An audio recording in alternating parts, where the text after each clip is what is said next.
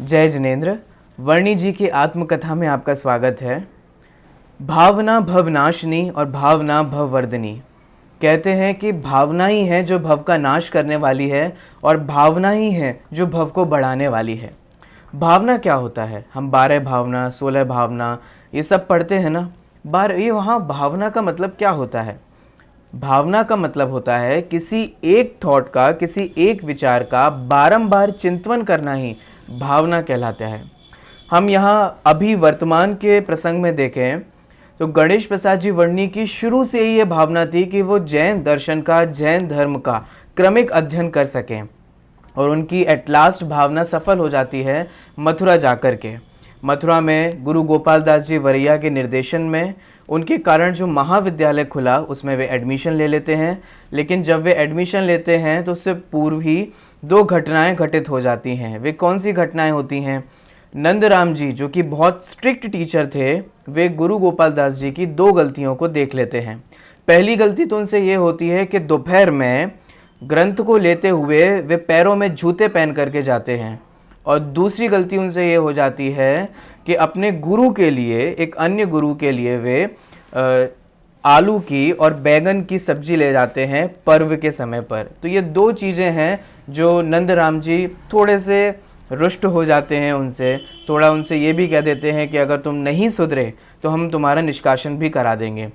इसके बाद गुरु गोपाल दास जी वरैया ने उनको क्षमा दान देते हुए और बहुत अच्छी सीख यहाँ पर दी, और धीरे धीरे हमारी जो कहानी है वो आगे बढ़ी, और महासभा आदि और जैन गजट आदि और वहाँ के मेले कैसे होते थे, इन सभी का धीरे धीरे परिचय हमने यहाँ प्राप्त किया।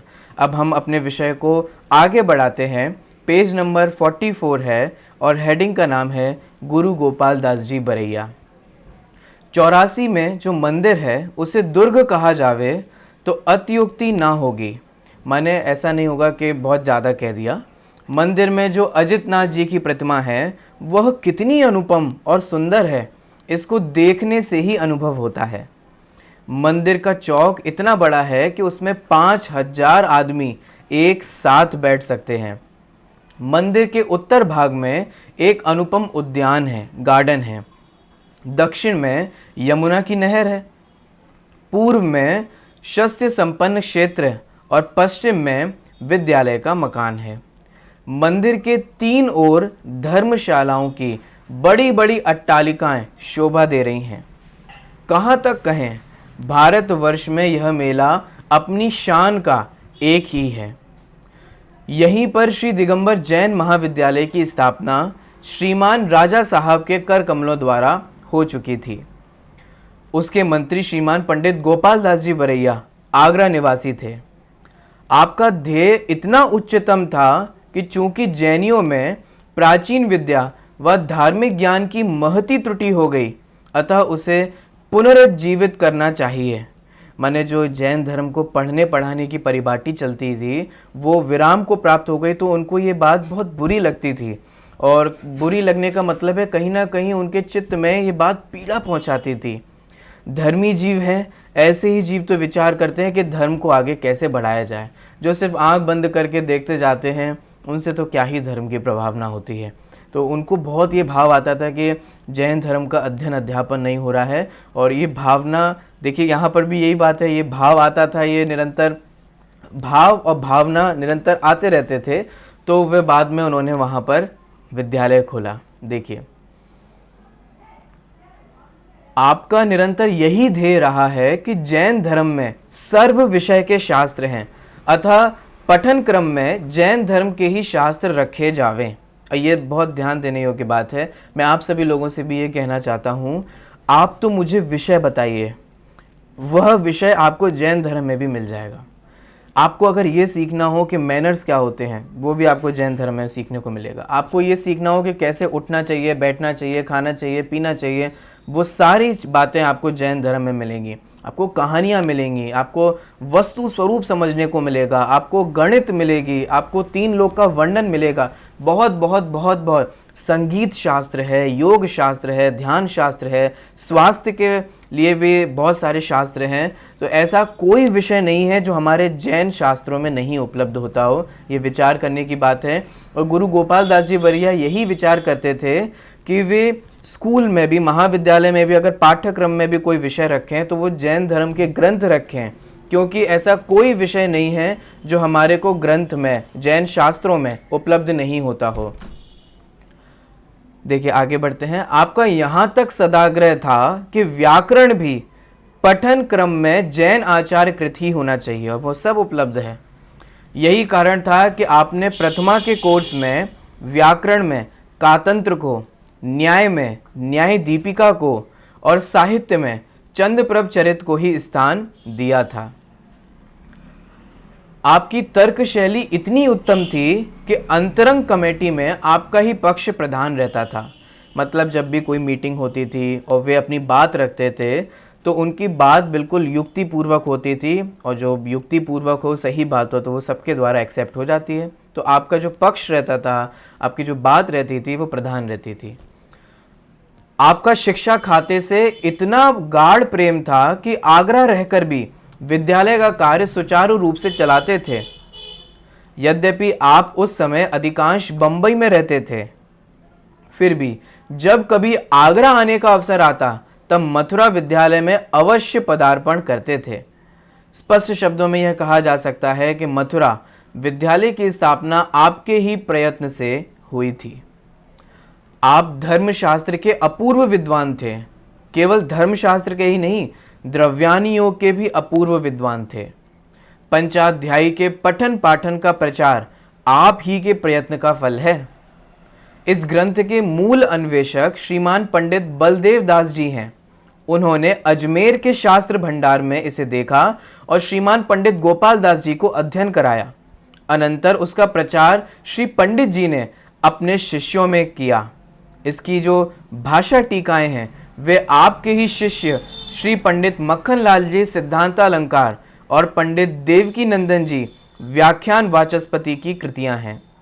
देखिए विचार करने की बात है, आज भी बहुत सारे शास्त्र भंडारों में बहुत ऐसे ग्रंथ हैं जो प्रकाशित ही नहीं हैं, जो प्रिंटेड ही नहीं है, जो जिनका पठन पाठन इतना प्रचलित नहीं है। आज भी आपको ऐसे कई सारे ग्रंथ मिल जाएंगे।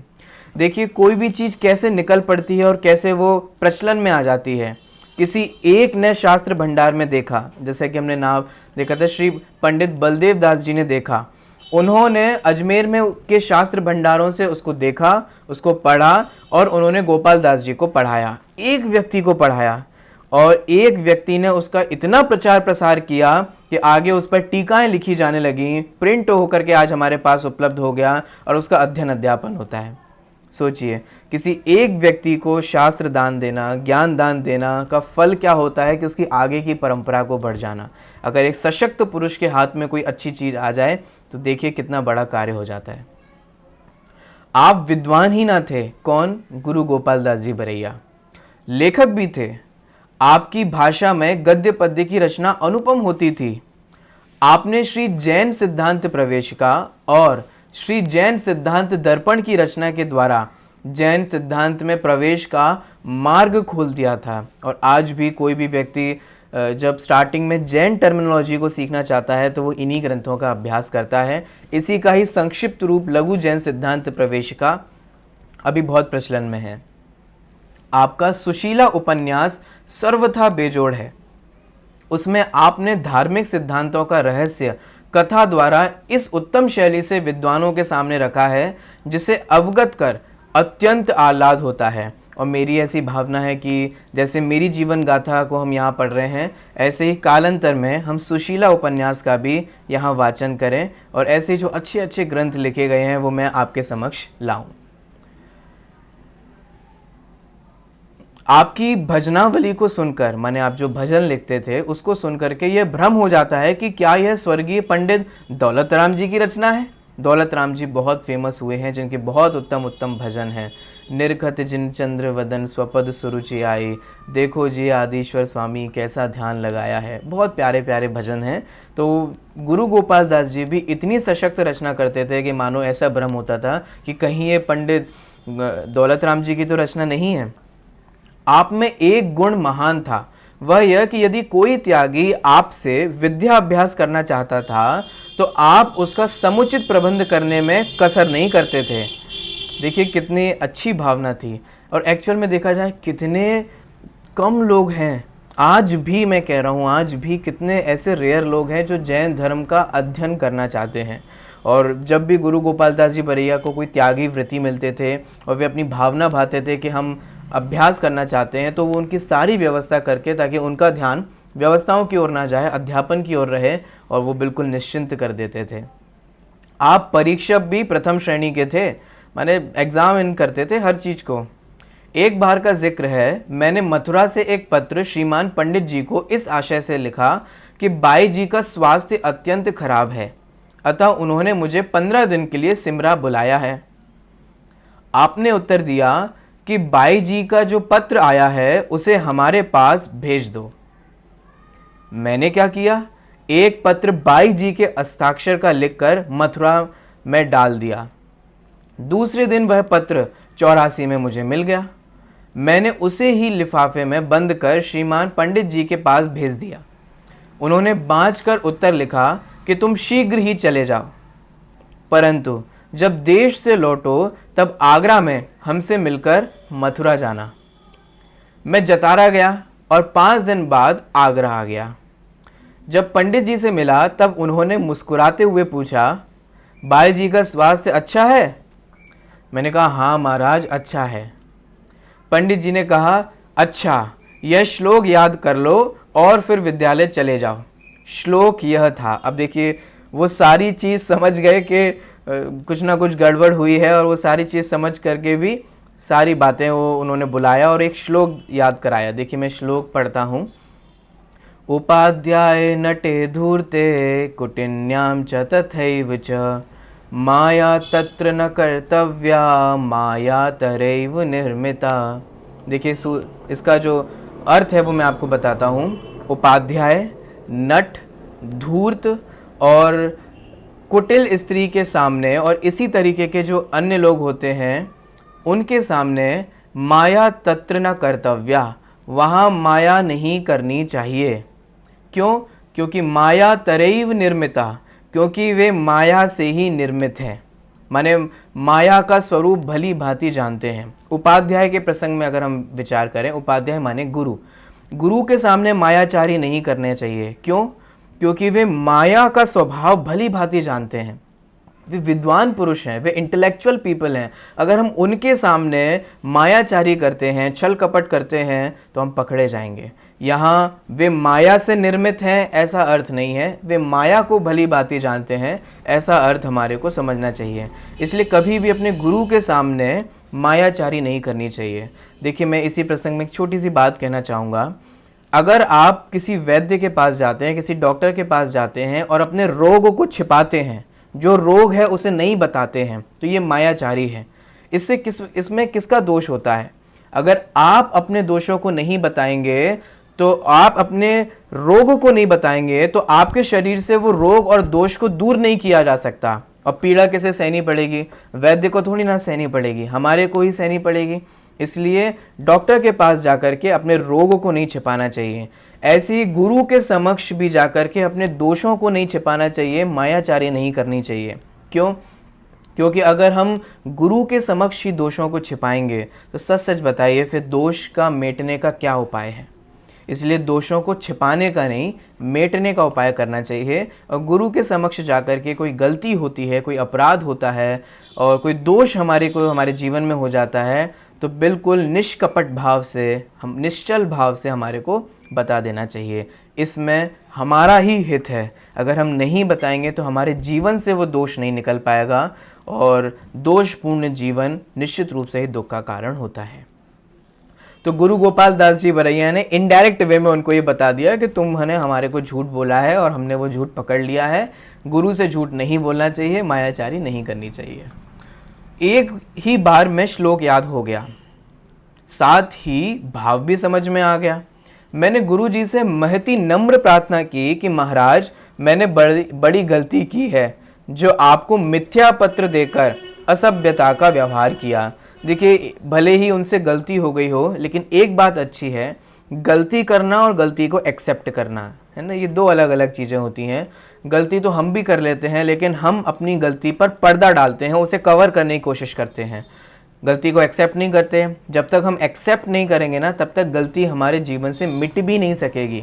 भले ही उनसे गलती हो रही है, लेकिन वो गलतियों को एक्सेप्ट कर रहे हैं और फिर उसको दोबारा रिपीट नहीं कर रहे हैं। ये विचार करने की बात है। गुरु जी ने कहा, देखिए वहाँ वे क्षमा मांग रहे हैं तो वे क्रोध नहीं कर रहे हैं। जाओ, हम तुमसे खुश हैं। कोई आपसे छल कपट करे और आप खुश हैं? देखिए, हम तुम्हारे व्यवहार से संतुष्ट हैं। गुरु जी ने, एक बार फिर से पढ़ता हूँ, गुरु जी ने कहा, जाओ, हम तुमसे खुश हैं। यदि इस प्रकार की प्रकृति को अपनाओगे तो आजन्म आनंद से रहोगे। किस प्रकृति को बताइए? मायाचार्य की प्रकृति को? नहीं नहीं, अपने दोष को एक्सेप्ट करना और उससे क्षमा मांगना, इस प्रकृति को। हम तुम्हारे व्यवहार से संतुष्ट हैं और तुम्हारा अपराध क्षमा करते हैं। तुम्हें जो कष्ट हो हमसे कहो, हम निवारण करेंगे। जितने छात्र हैं हम उन्हें पुत्र से भी अधिक समझते हैं।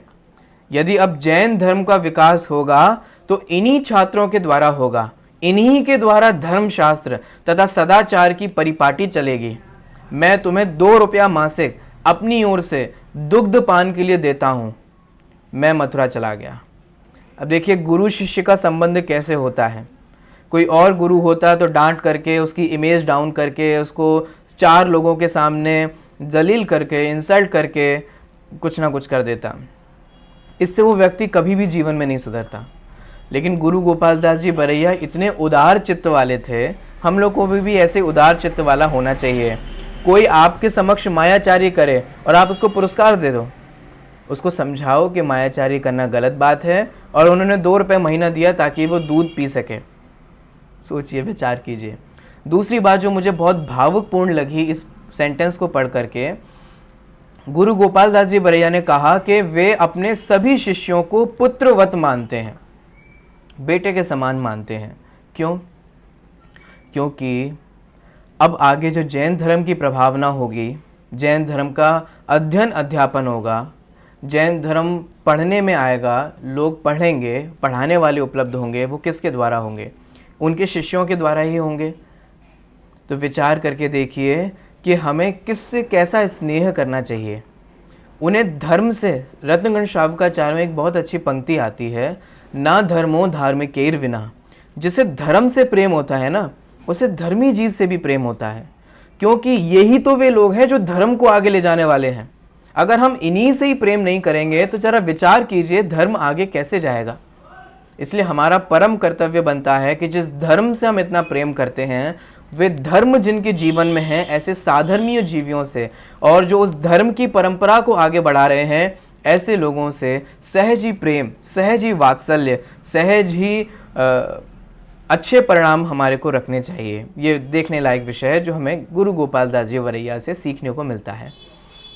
देखिए, आज जो जय धवला आदि ग्रंथों की भाषा टीका हो रही है, वह आपके द्वारा व्युत्पन्न, माने इंटेलिजेंट, समझदार, शिक्षित विद्वानों के द्वारा ही हो रही है। सोचिए अब ये कैसे हो रहा है। विद्वान ही तो उस परंपरा को आगे बढ़ाते हैं। इसके प्रधान कार्यकर्ता या तो आपके अन्यतम शिष्य हैं या आपके शिष्यों के शिष्य हैं। वही परंपरा शुरू हो जाती है। वह आपका ही भगीरथ प्रयत्न था जो आज भारतवर्ष के जैनियों में करणान योग का प्रचार हो रहा है। आप केवल विद्वान ही नहीं थे, सदाचारी भी अद्वितीय थे। माने ऐसा नहीं है कि सिर्फ ज्ञान का भार लेकर के चल रहे हो। ज्ञान का भार अलग बात है, सदाचार होना अलग बात है। वे सदाचारी भी थे। हमें सिर्फ ज्ञान का भार नहीं ढोना है, शास्त्रों का भार नहीं ढोना है, सिर्फ इंटेलेक्चुअल होकर के नहीं बैठ जाना है। एक्चुअल में हमें शास्त्रों को समझ करके, आचार्यों की बातों को समझ करके अपने जीवन को जितना हो सके उतना अपने अपने अनुसार उसको सदाचार में भी बनाना चाहिए। आपका मकान आगरा में था। अब देखिए एक जीवन का प्रसंग। म्यूनिसिपल जमादार ने शौच गृह के बनाने में बहुत बाधा दी। सिंपल सी बात है कि किसी अधिकारी ने उनसे कहा था कि लाओ हमारे को घूस दे दो। अब उनको तो घूस देने का नहीं देने का नियम था, उन्होंने नहीं दी। बहुत परेशानी हुई, लेकिन आखिर सत्य परेशान हो सकता है लेकिन हार नहीं सकता, सत्य की जीत होती है। देखिए, आपका मकान आगरा में था। म्यूनिसिपल जमादार ने शौच गृह के बनाने में बहुत बाधा दी। यदि आप उसे 10 रुपए की घूस दे देते तो मुकदमा ना चलता, परंतु पंडित जी के घूस देने का त्याग था। मुकदमा चला, बड़ी परेशानी उठानी पड़ी, सैकड़ों रुपयों का व्यय हुआ, परंतु श्री पंडित जी ने घूस नहीं दी। अंत में आप विजयी हुए, होना ही था। आप में सहनशीलता भी पूर्ण थी। क्यों? क्योंकि अगर सहनशीलता नहीं होती तो ये इतना सारा केस चलता और उसको शांति से वो पूरा निपटाया उन्होंने। वरना कोई भी उतारू जीव, अरे ले लो, दे दो, शांति से रहो, ऐसे सोच सोच करके वे कर देते। लेकिन उनमें सहनशीलता थी। उन्होंने कहा अगर हम गलत नहीं हैं तो कोई बात नहीं, जब तक उदय रहेगा, जब तक जैसा कार्य होगा तब तक रहेगा। अब देखिए आगे, आपकी गृहिणी का स्वभाव, यानी कि आपकी जो वाइफ थी, आपकी पत्नी थी, उनका स्वभाव कुछ उग्र था, परंतु आपने उसके ऊपर कभी भी रोष नहीं किया। क्यों नहीं किया रोष? क्यों नहीं होते थे खेद खिन्न? क्योंकि भैया उदय है, उदय से भागा नहीं जा सकता, इसको हमेशा ध्यान रखिए। दूसरों को आप क्यों दोष देते हैं? दूसरों से क्यों गुस्सा करते हैं, क्यों क्रोध उत्पन्न करते हैं? आप अपने उदय को नहीं टाल सकते, दूसरा सिर्फ निमित्त मात्र होता है। ये हमेशा विचार कीजिए, चाहे वो पत्नी हो, चाहे वो बच्चे हों, चाहे परिवार के कोई अन्य सदस्य हो, कोई मित्र हो, या आपके ऑफिस के कोई कलीग हो, बाहर का कोई व्यक्ति हो, हमेशा ध्यान रखिएगा उदय है, उदय से भागा नहीं जा सकता। आपके एक सुपुत्र और सुपुत्री थी। आपके ही प्रयत्न के फलस्वरूप मुरैना विद्यालय की स्थापना हुई थी। यह वह विद्यालय है जिसके द्वारा आज भारतवर्ष में गौमट सार आदि ग्रंथों के मर्मज्ञ विद्वानों का सद्भाव हो रहा है। आपके सहवास में श्रीमान पंडित ठाकुर दास जी ब्रह्मचारी सर्वथा मुरैना रहते थे। आप एक बार कलकत्ता गए, वहां आमंत्रित महती विद्वान मंडली के समक्ष आपने जैन धर्म के तत्वों का इतना सुंदर विवेचन किया कि उसे सुनकर धुरंधर विद्वान चकित रह गए, और उन विद्वानों ने आपको न्याय वाचस्पति की पदवी प्रदान की। अस्तु, आपके विषय में कहाँ तक लिखूं? आपने मेरा जो उपकार किया है उसे मैं आजन्म नहीं भूल सकता। मैं एक छोटी सी बात कहना चाहता हूं आज इस वीडियो के थ्रू। निश्चित रूप से आपके जीवन में भी कोई ना कोई व्यक्ति बनकर आया होगा जिसके कारण आप आज इस धर्म के मार्ग पर लगे। मैं चाहता हूं कि आज हम उनके प्रति थोड़ा ग्रेटिट्यूड, उपकार का भाव, कृतज्ञता का भाव रखें। और मैं चाहूँगा कि आप कमेंट में ये लिखें कि कौन वो व्यक्ति थे, कौन वो प्राणी थे, कौन वो एक व्यक्ति था जिसने आज आपके जीवन को इतना परिवर्तित कर दिया। किसकी प्रेरणा से, किसकी समझाइश से, या किसके द्वारा तत्व के समझने से आपका जीवन बदल गया। निश्चित रूप से हमारे को ये भाव होना चाहिए, उपकार का भाव होना चाहिए। हमारे आचार्यों ने एक बात कही है बहुत अच्छी, न ही कृतम उपकारम साधवो विस्मरंती। सज्जन व्यक्ति अपने ऊपर किए गए उपकारों को कभी भूलता नहीं है। अगर आपके जीवन में किसी ने भी उपकार किया है तो उसे कभी भी भूलिएगा नहीं। आज मैं चाहूँगा कि आप अपनी स्टोरी को संक्षेप में लिखते हुए उन व्यक्ति के प्रति कृतज्ञता ज्ञापित करें, ऐसी मेरी भावना है। आप अवश्य करिएगा। चलिए आगे बढ़ते हैं। अगली हेडिंग है मथुरा से खुर्जा। मैं जिस समय मथुरा विद्यालय में अध्ययन करता था उस समय वहाँ पर न्यायाचार्य माणिक चंद्र भी अध्ययन करते थे। साथ ही श्रीमान लाला राम जी आदि का सहवास था। श्रीमान पंडित नरसिंह दास जी शास्त्री धर्मशास्त्र का अध्ययन कराते थे। आप बहुत ही योग्य विद्वान थे। आपने चरणानियों के अनेक शास्त्रों का अवलोकन किया था।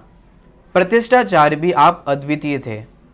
मैं यहाँ 2 वर्ष रहा, पश्चात कारणवश खुर्जा चला गया। उस समय जैन समाज में श्री रानी वालों की कीर्ति दिग्दिमन तक फैल रही थी, माने चारों दिशाओं में।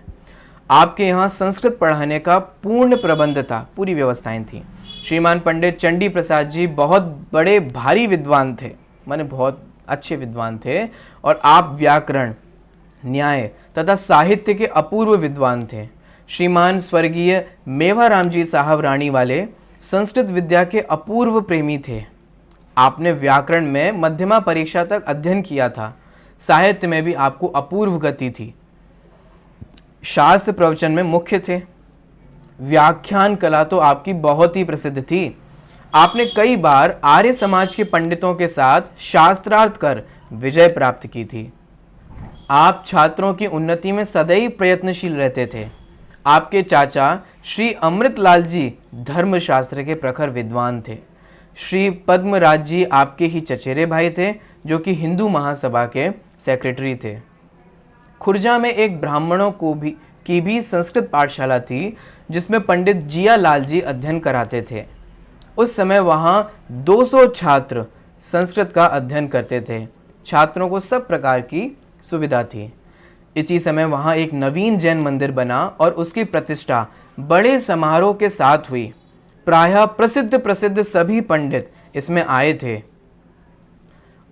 1 लाख जैनी भाई होंगे, जिनका सत्कार सेठ मेवाराम जी की ओर से हुआ था। देखिए, एक व्यक्ति ने 1 लाख लोगों का प्रबंध किया और सत्कार किया।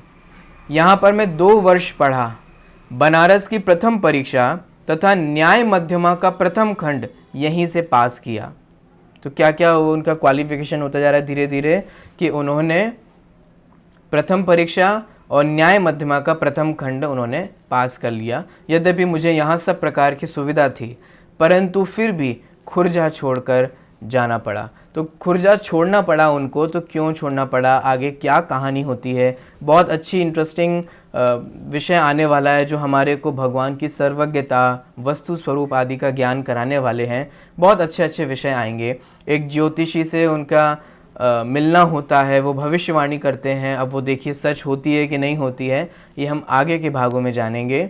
अभी मैं आपसे विदा लेता हूँ। मैं अवश्य जानना चाहूँगा, आप कमेंट करके ये अवश्य बताइएगा कि वो कौन प्राणी थे, वे कौन जीव थे, जिनकी प्रेरणा से, जिनके कहने से और जिनके तत्व के द्वारा, जिसके प्रवचन सुनने से अथवा जिसके मार्गदर्शन देने से आपका जीवन आमूल चूल परिवर्तित हो गया है, ये अवश्य बताइएगा। आज हम इस वीडियो के माध्यम से उनके प्रति उपकार का भाव रखते हैं और उनको धन्यवाद ज्ञापित करते हैं कि उन्होंने हमारे जीवन में इतना बड़ा परिवर्तन किया। अभी मैं आपसे विदा लेता हूँ। मिलते हैं अगले वीडियो में। तब तक के लिए आपको मेरा सादर जय जिनेंद्र।